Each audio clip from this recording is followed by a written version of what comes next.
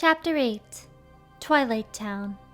The first time we met was in that town, and ever since we met, I've been here. Someone who seems the same, who smells the same. And you, Sora, the first time I met you was on the island. Don't you remember? Where was it that you made that promise to me? To the real me? I'm waiting on the island. Hey, what can I do? What is it that I can do? Sora!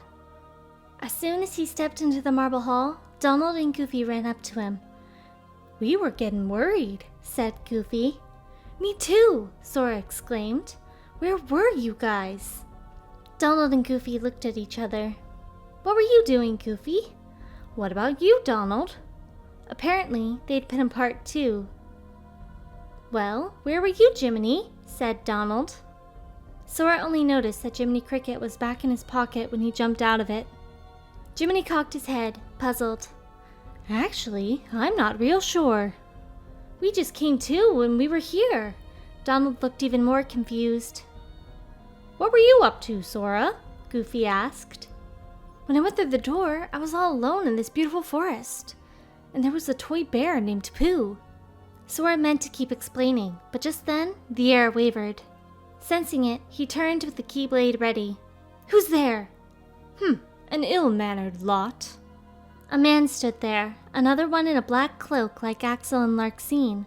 His long hair was parted to either side as if he would hate to have it fall in his face. Well, I'll introduce myself anyway. I am Vexen. I've come to collect your debt, Sora. He raised a shield at Sora. It wasn't a usual sort of shield, but on the larger side, with blades spiking from the edge. A debt? Said Donald, mystified. Sora, do you owe something to this guy? Sora couldn't remember ever meeting him before. Come on, of course not. Oh, but you do. Vexen gave him a twisted smile. You owe me for reuniting you with your former friend. You don't mean... Sora started. His former friend? That could really only mean one person. Riku. Sora glared at Vexen. Then you're the one who's been controlling Riku? Indeed. I brought him to you, Vexen said coldly and shifted his shield. What have you done with him? Sora stalked closer, gripping the keyblade. I see no need to give you any information about where Riku is. After all, why should I trouble you in your final hour? Vexen lunged with the shield as if he meant to knock the keyblade from Sora's hands. The blades nearly caught him. Sparks flew. Now freeze! Vexen flung away the keyblade, with Sora holding onto it, and from the palm of his hand shot a blast of ice. Whoa! Ice crystals clustered around Sora, freezing his feet in place. Whack! Fire! Donald furiously waved his wand, and the ice melted away, but not before the hem of Sora's pants caught fire. Ouch! He jumped and patted the flames out. Easy there, Donald. Excuse me, you were about to turn into a snowman, Donald retorted. Well, that's enough playing in the snow, said Vexen, not even a little winded, and raised his arm again. Begone! Look out! Goofy shoved Sora out of the way. Spikes of ice thrust up from the floor behind Goofy, following him. He yelped and managed to avoid them, dancing in a zigzag. Turn Riku back to normal! Sora shouted and made a huge leap, but Vexen only pushed him aside with the spiked shield. Oh, you won't be able to land any blows on me. It was true. Sora couldn't get around that shield to deal any damage. Sora! He'd hit the ground. Donald and Goofy ran to him. How can I beat him? Sora mumbled, and his friends spoke to him in whispers. Oh, okay. He got up and pointed the keyblade straight at Vexen. Exactly what do you intend to do? Vexen blithely looked down his nose at Sora. This! From a good distance, Sora hurled the keyblade at him, and Donald shot a spell at it. Fire! Now the keyblade, wreathed in flames, flew at Vexen. With an annoyed sound, he flung out more ice, trying to stop it, but... Oh, no you don't. Goofy was already there to block the ice with his shield. What? Then the fiery keyblade struck Vexen in the chest. We did it! So you can fight after all. Vexen muttered as he collapsed to his knees. Slowly, he got up again, and his voice was full of overconfidence, even while his face was contorted in pain. I might have expected. You're not one to die very easily. As if we'd ever lose to you, Donald shouted from behind Sora. I wouldn't be so sure. Did you even notice? As we fought, I was delving deep into your memories. And here, look what I found. A card crafted from all the memories locked in the other side of your heart. If you really want to fight me, step into the world that you create with that card. And Vexen tossed a single card in Sora's direction. Hey, wait!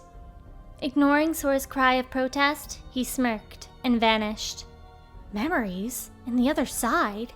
Sora walked closer to the card that he'd let fall to the floor. The picture showed a clock tower with bells on either side and the sun setting behind it. He'd never seen a place like that. That's what the fellers said, huh? Goofy picked up the card. I wonder what'll happen if you use it. Only way to find out. Donald stood on tiptoes to get a closer look at it. Well, I don't have any other cards now, said Sora, so I'll have to use it if we keep going. But still, gee, I don't have a good feeling about this one. Goofy looked at him nervously as he took the card.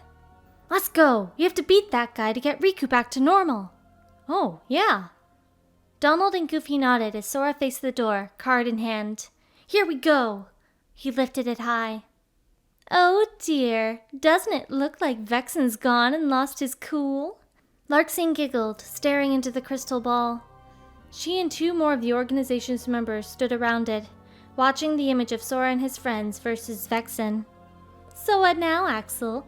I thought Sora wasn't supposed to find out about the other side. Hearing that phrase, Axel finally looked at her. The other side. The world of Sora's other memories. Twilight Town. The place where we met. Well, as long as no one confronts him, we should be able to get away with it. Axel's brows drew together. But Marluxia didn't wait for him to finish. Let's have Naminé deal with it. And you go too, Axel. I trust you know what needs to be done. Axel's frown twisted into a cocky grin. Haven't a clue, really. Maybe you could spell it out for me. Vexen has clearly committed an act of treason against the organization, said Marluxia with a small smile, as if they were speaking of trifles. You must eliminate the traitor. No taking that back later. Without wasting any more time, Axel turned and left.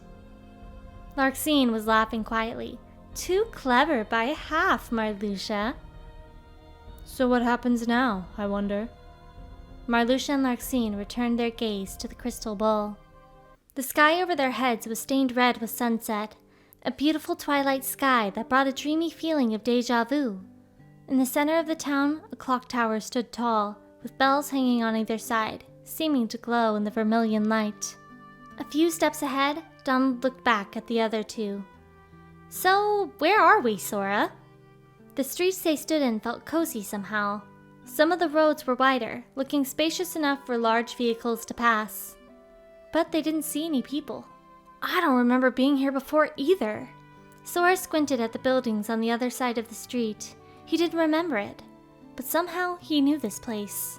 Maybe you forgot this town too, just like the other stuff, said Goofy. Then Jiminy jumped out of Sora's pocket, looking concerned. Our memories are practically gone. Silence stretched between the 4 of them. We'll be okay, said Sora brightly, and took out a Paopu fruit charm. See, look at this! Naminé's good luck charm. Goofy leaned over to look at the star-shaped pendant. There's a special memory that goes with this. One night, when Naminé and I were little, there was this meteor shower. So many falling stars. All those lights pouring down like rain. That's when I promised Naminé. Now, I remember. Naminé was really scared. She started crying. She said, what if a falling star hits the islands? So I told her, if any stars come this way, I'll just hit them back into outer space. Sora grinned, telling the story, and swung the Keyblade at the sky. I was swinging my toy sword around the whole time, and Naminé just smiled and said, thanks. Then she gave me this. The night of the meteor shower, Namine crying, and Namine smiling. He could remember it so clearly. I heard she arrived on the night of the meteor shower. The phrase came into his head, forming out of nowhere like a dewdrop. She came. The meteor shower. Whose words were they? Right, he must have been telling someone else about what happened that night. But who? Riku. That's it. I remember I was talking to Riku about the meteor shower. Who was she? What happened that night? She came to the islands on the night of the meteor shower. That girl. Namine. But I made a promise to Namine that night. Something's off. Am I remembering it wrong? That night, I observed a great meteor shower in the sky. He'd heard those words somewhere, too. No, he'd read them. But where? The memories spun round and round in Sora's head, but they wouldn't match up. At the center of all these unconnected memories was Namine, her white dress, her long flaxen hair. I'm sorry, Sora. All this. Because of me. Namine floated up in his mind, then pale and luminescent.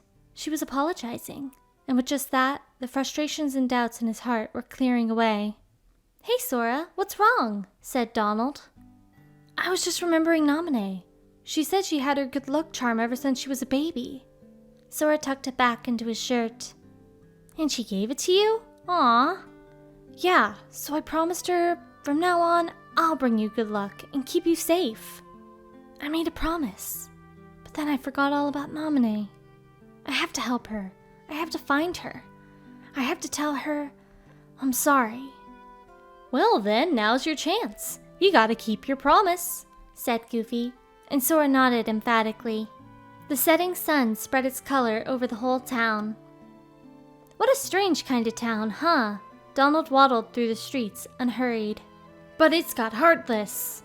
Having spotted some ahead, Sora raised his Keyblade. When they noticed the trio, they slowly crept closer, almost reluctantly. Their attacks were slow, too. Take this! Sora lunged and a Heartless disappeared with just a single blow from the Keyblade. Gosh, aren't they awful weak? Said Goofy, cocking his head. It just means we got stronger, Donald replied with a furious wave of his wand. The Heartless were clustered here and there, but they all moved sluggishly and didn't come for them with much force. Do we really need to get rid of them? Goofy wondered, though he had his shield up just in case. Why wouldn't we? Heartless are heartless, right? Said Donald. But they're pretty harmless. See, they don't even try to attack us unless we get really close. Goofy frowned. Wait, didn't we come across some Heartless like this before? Heartless that don't attack? We did? Donald couldn't remember that at all. Neither could Sora. Heartless that didn't attack? Well, I'm not real sure, but I get the feeling we shouldn't hurt them if they're not hurting us. Sora didn't understand any more of what Goofy was saying. Was it because he couldn't remember? Or... The sun never actually seemed to sink below the horizon in this town. Feeling like he'd seen its colors somewhere before, Sora turned. The setting sun still illuminated the clock tower, unmoving. Its warm red light fell on them. As if something had led them there, the trio found themselves standing in front of a big gate. Beyond it, they could see a mansion. Images floated half-formed in Sora's head. Something feels really strange, he murmured. Goofy turned to him anxiously. What's the matter? I'm sure I don't know this place, but it's starting to feel familiar to me. Sora looked up at the gate. He'd never seen it before, but he had. It was that sort of feeling. Donald was walking ahead. He came back closer, staring at Sora. You must have come here sometime before. Like with Namine, Goofy added. You forgot lots of other stuff, and that's why you remember this place now. No, it's different, said Sora. With Namine, my memories sort of came drifting back to me, in little pieces. But not now. It's not memories, just this feeling, like it's familiar somehow. That was all, nostalgia, which was a very strange feeling to have when there were no memories. Familiar, is it? Vexen! The tall, sickly man was standing there with the setting sun at his back, narrowing his eyes at the trio. Sora, I've got a question for you. Your memories of Naminé or your feeling about this place? Which of the two is more real to you, I wonder? Naminé, of course, Sora blurted and took a fighting stance with the Keyblade. Whatever it is that I'm feeling here, I bet it's just another one of your mean little tricks. Vexen made a nasty chuckle. Memory can be a cruel thing. In its silence, we forget, but in its obsession, it binds our hearts. Silence. Forget. Obsession? My heart is bound? Sora thought furiously. What does he think he's talking about? I told you, Vexen rambled on.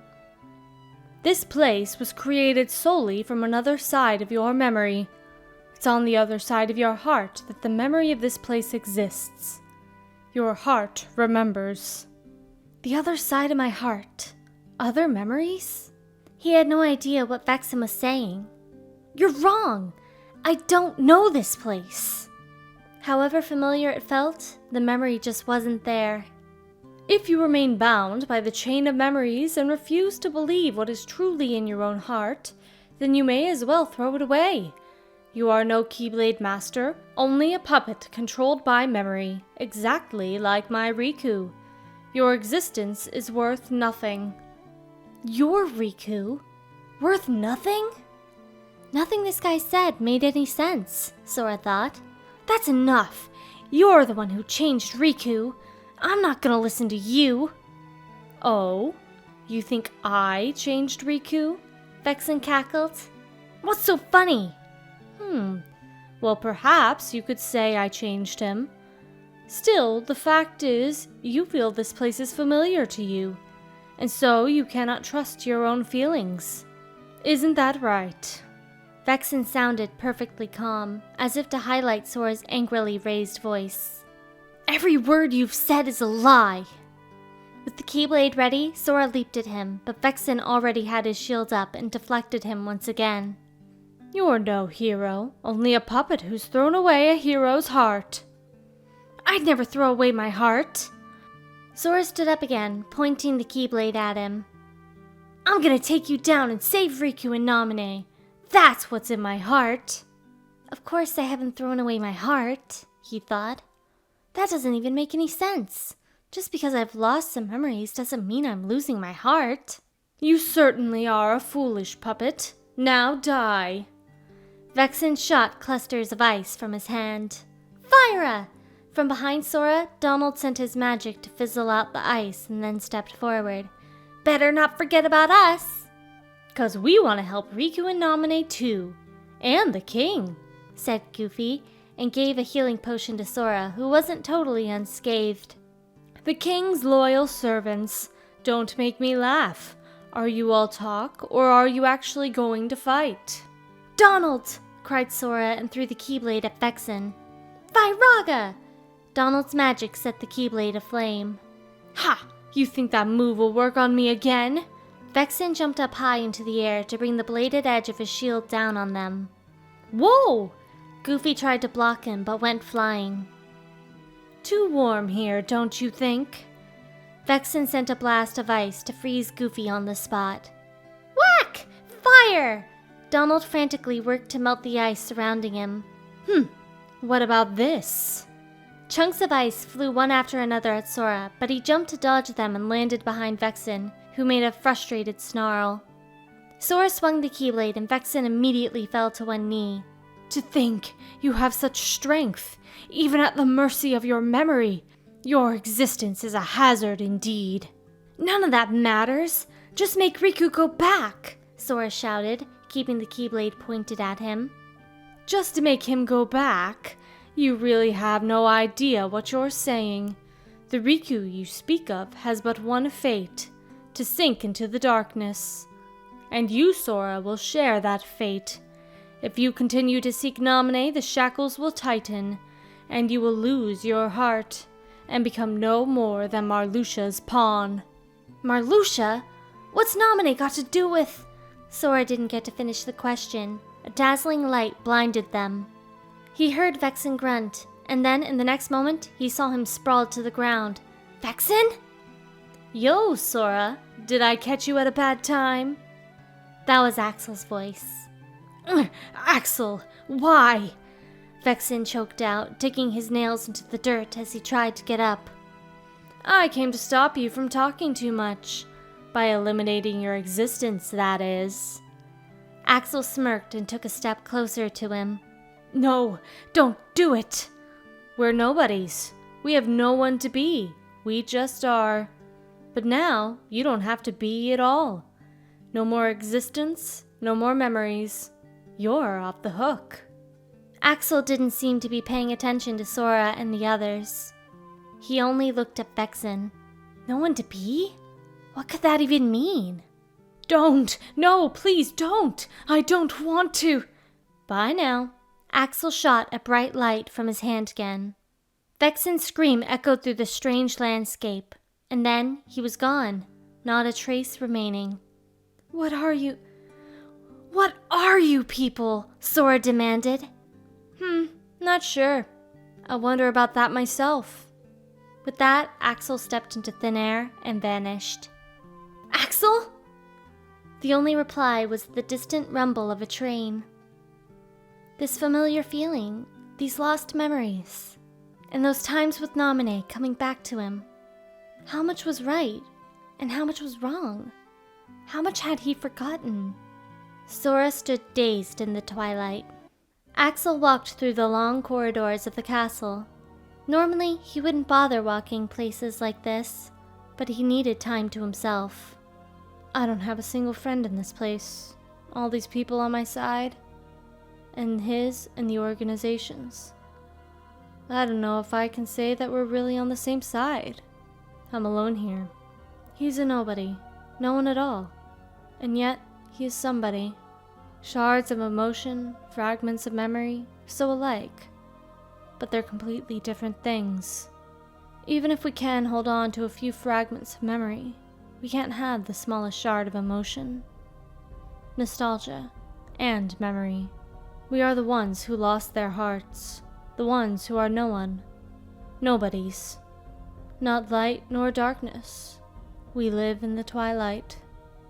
Axel stopped outside the crystal ballroom and took a deep breath. Why are we here? What are we doing? No. Why am I here? Still asking himself that question, he opened the door. Nice work, Axel. I say good riddance to that blabbermouth. Larxene grinned at him. He ignored her and went to the other man in the room. Marluxia, you sent Vexen to test Sora's strength, didn't you? Marluxia didn't answer. Not just Sora's, said Larxene. Yours, too. Axel raised one eyebrow. We weren't sure if you actually had it in you to take out a fellow member, she went on, sounding as though she found it hilarious. Well, I guess you did.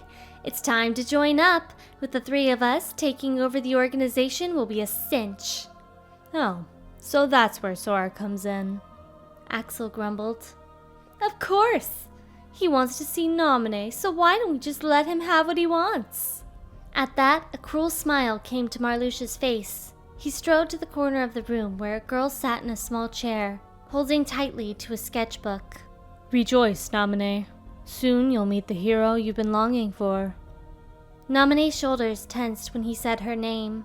She didn't look up when she spoke, her voice tiny and faint. I'm glad. But we're warning you, Larxene said brightly from behind Marluxia. You'd better not do anything to betray Sora's feelings. Understand, little one? I understand.